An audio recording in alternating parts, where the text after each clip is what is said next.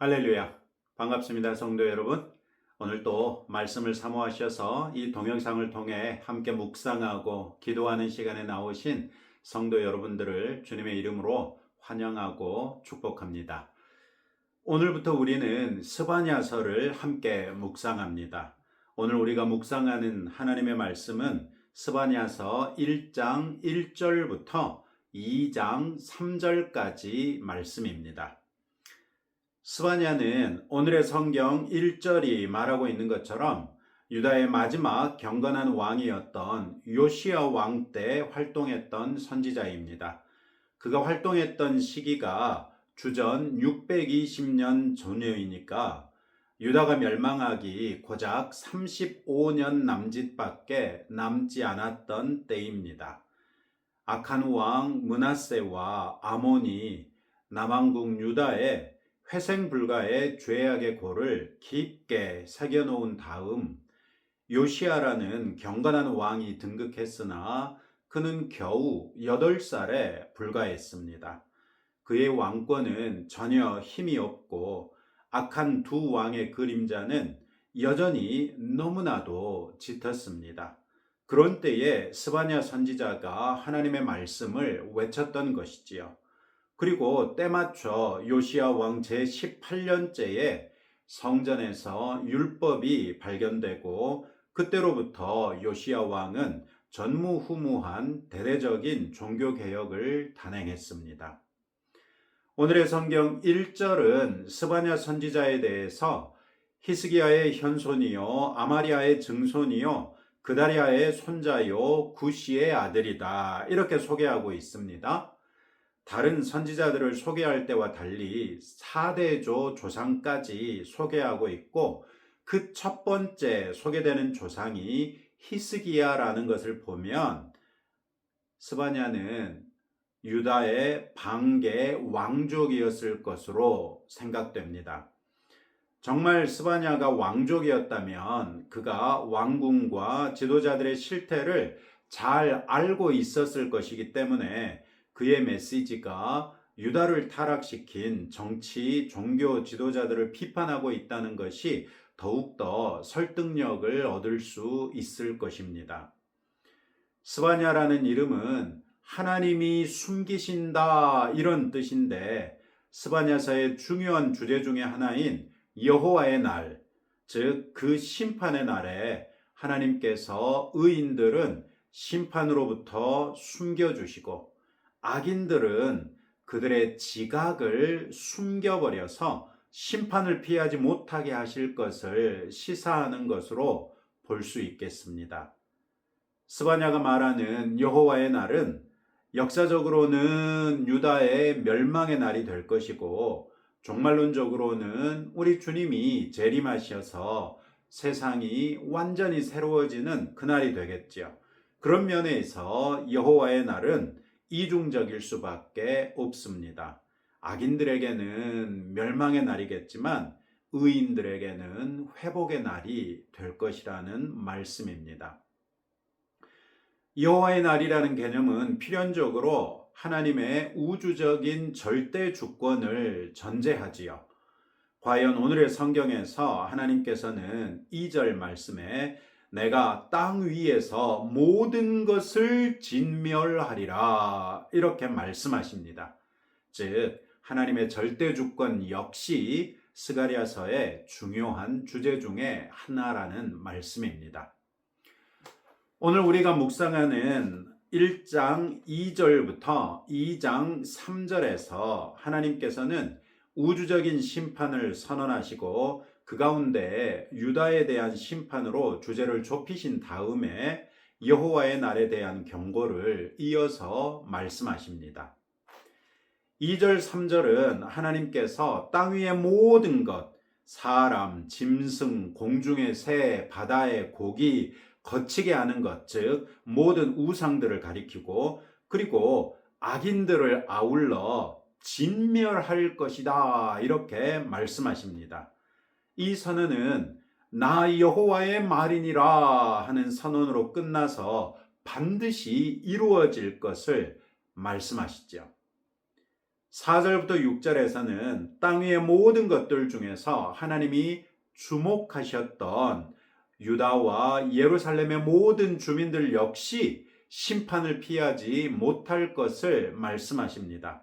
다만 유다와 예루살렘의 모든 주민들이 그들 전부 진멸되는 것이 아니었습니다.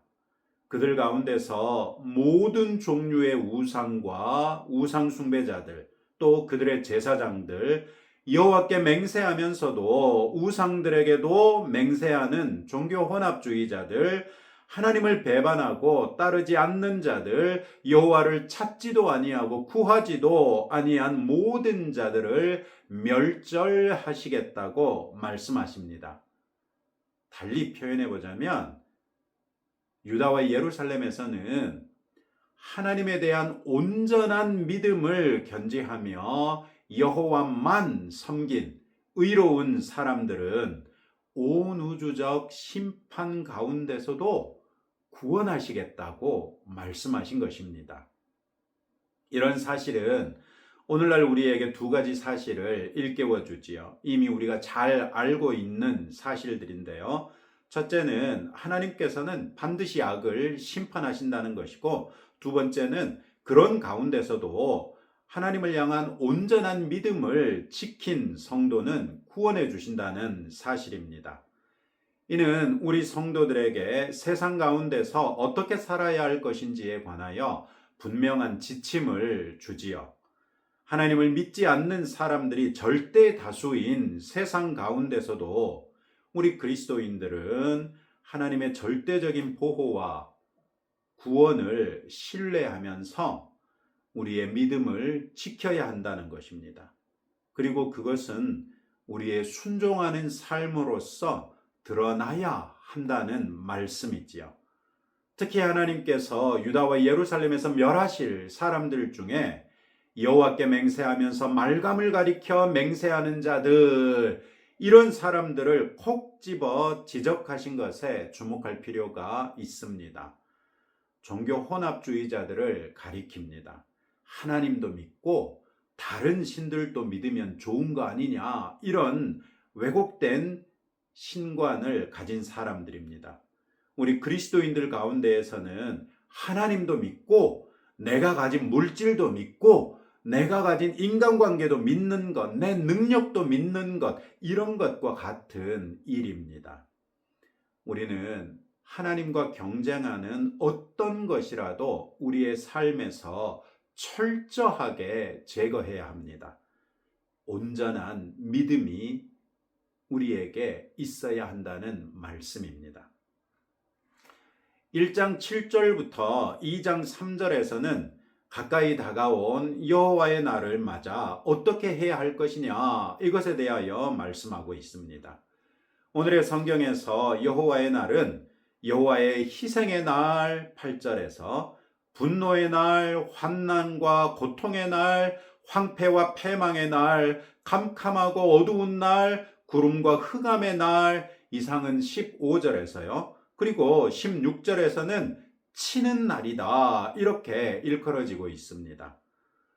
또 이날에 하나님께서 구체적으로 하실 일들에 대해서도 각각 소개하고 있습니다. 8절, 9절에 보시면 내가 방백들과 왕자들과 이방인의 옷을 입은 자들을 벌할 것이며 그날의 문턱을 뛰어넘어서 포악과 거짓을 자기 주인의 집에 채운 자들을 내가 멸하리라, 벌하리라, 이렇게 말씀하십니다.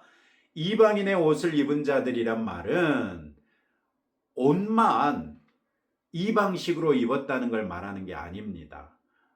이방 사람들의 삶을 그대로 모방하고 있는 사람들을 가리킵니다.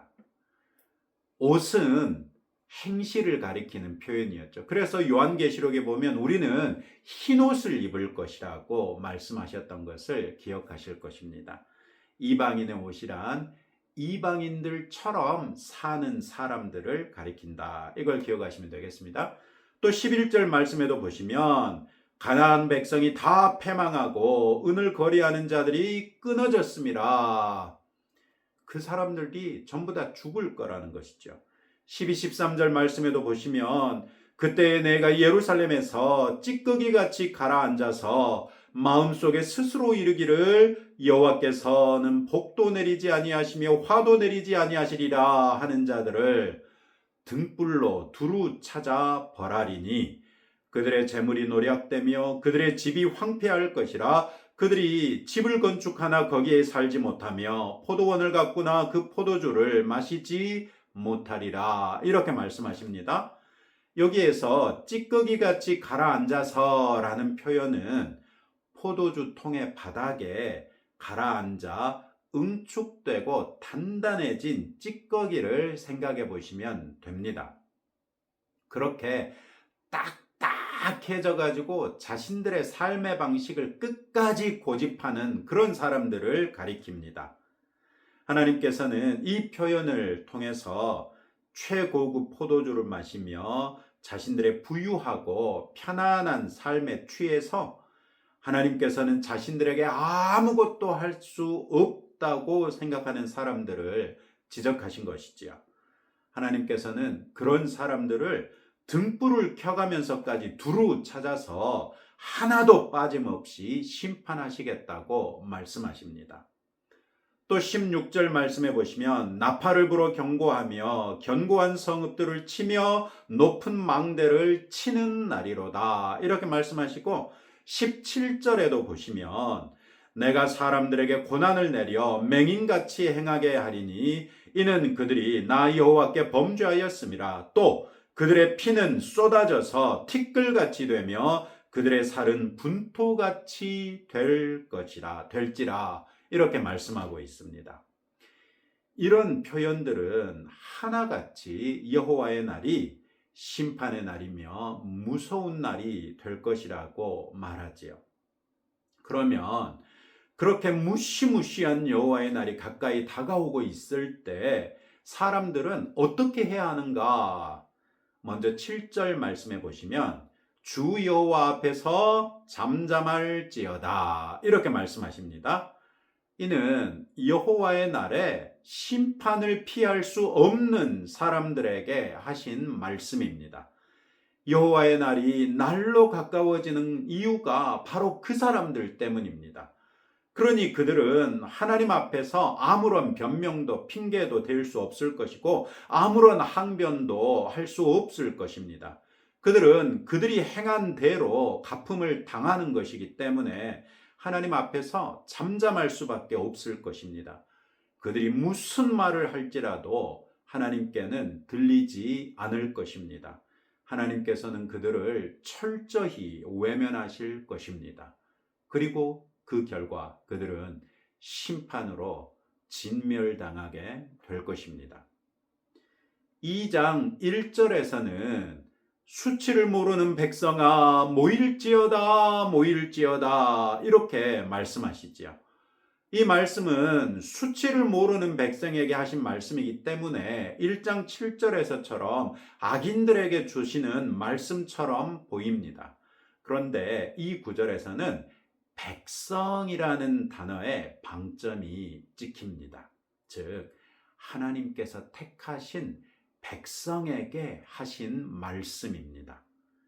비록 그들이 하나님의 부르심을 받고도 우상 숭배에 빠져서 수치를 모르는 사람들이 되어버렸지만 그래서 그 결과 여호와의 날이라는 심판의 날을 초래하고 말았지만 선지자를 통해 경고하시는 바로 이 말씀을 듣고서라도 그때라도 모이라는 것입니다. 2절에서는 하나님께서 얼마나 다급하게 부르고 계신지를 볼 수 있습니다. 1절에서도 모일지어다 모일지어다 이렇게 반복하면서 안타까움이 표현되고 있는데 2절 말씀에 보십시오. 명령이 시행되어 날이 겨같이 지나기 전 여호와의 진노가 너희에게 내리기 전 여호와의 분노의 날이 너희에게 이르기 전에 그리할지어다.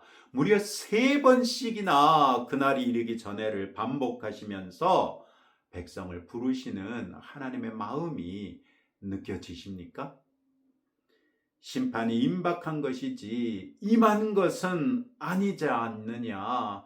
아직 기회가 있지 않느냐? 기회가 있을 때 하나님 앞에 모이라는 것입니다. 그러면 모여서 무엇을 해야 한단 말입니까? 3절에서 힌트를 얻을 수 있습니다. 여호와의 규례를 지키는 세상의 모든 겸손한 자들아, 너희는 여호와를 찾으며 공의와 겸손을 구하라. 너희가 혹시 여호와의 분노의 날에 숨김을 얻으리라. 이때라도 하나님 앞에 겸손하게 모여 하나님을 찾고 공의와 겸손을 구하라는 것입니다. 그러면 스바냐의 이름처럼 여호와의 분노의 날에 그들을 숨겨주시겠다고 약속하십니다. 우리는 3절 말씀에서도 규례를 지키는 이라는 표현이나 공의와 겸손을 구하라 이런 표현처럼 구체적인 믿음의 행위를 요구하고 있다는 것을 간과하지 맙시다. 단순히 믿기만 하고 하나님 앞에 나오는 것만으로는 충분하지 않다는 것입니다.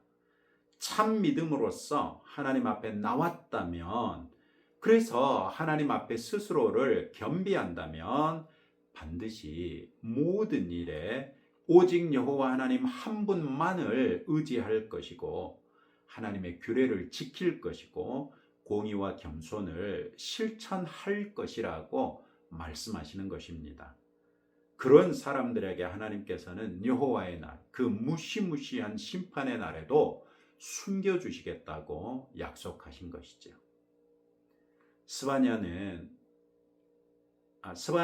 이런 당부는 히브리서 10장 25절에서 모이기를 패하는 어떤 사람들의 습관과 같이 하지 말고 오직 권하여 그날이 가까움을 볼수록 더욱 그리하자 하는 이 말씀과 완전히 일맥상통하지요. 요즘 우리 시대는 모이기를 패하는 것이 습관이 되어버린 그런 시대 아닙니까? 그런 때일수록 하나님께서는 우리에게 서로 권하여 모이기에 더욱 힘쓰라고 말씀하십니다. 예배당에 모이기를 더욱 힘씁시다. 구역으로 모이기에도 더욱 힘씁시다. 세겹줄로 모이기에 더욱 힘쓰시고 성경 공부반으로 모이기에 더욱 힘쓰고 주 안에서 이런저런 섬김을 위해서도 모이기에 더욱 힘쓰는 성도들이 되십시다. 우리가 그렇게 모일 때마다 하나님께서 우리에게도 스바냐, 즉 여호와께서 숨기시리라 하는 그런 하나님이 되심을 의심하지 말고 믿읍시다. 오늘 또 이런 말씀을 붙들고 다음 두 가지로 함께 기도하겠습니다. 우리의 믿음이 하나님께서 기쁘시게 받을 만한 온전한 믿음이 되어 오직 하나님 한 분만을 섬기는 예배자가 되도록, 죄는 그 모양이라도 버리고 하나님 앞에 겸손히 모이기에 더욱 힘쓰는 성도가 될 수 있도록 함께 기도하겠습니다. 하나님 아버지, 하나님께서는 우리에게도 스바냐, 하나님께서 숨기시리라 하시는 그런 하나님이 되시기를 원합니다. 그런 하나님이 되기를 간절히 소망하기에 우리의 믿음이 하나님께서 기쁘시게 받을 만한 그런 온전한 믿음이 되기를 간절히 소망합니다. 주님, 우리가 이제부터라도 하나님과 경쟁하는 모든 것을 다 똥같이 여기고 버릴 줄 알아서 오직 하나님 한 분만을 섬기고 의지하는 참 그리스도인 되게 하옵소서. 죄는 그 모양이라도 버리고 하나님 앞에 겸손히 모이기에 더욱 힘쓰는 성도 되게 하옵소서. 예수님 이름으로 기도합니다. 아멘. 오늘도 여러분들의 기도 제목을 가지고 하나님 앞에 나가실 때 살아계신 우리 아버지께서 여러분들의 기도를 들으시고 응답해 주실 것입니다.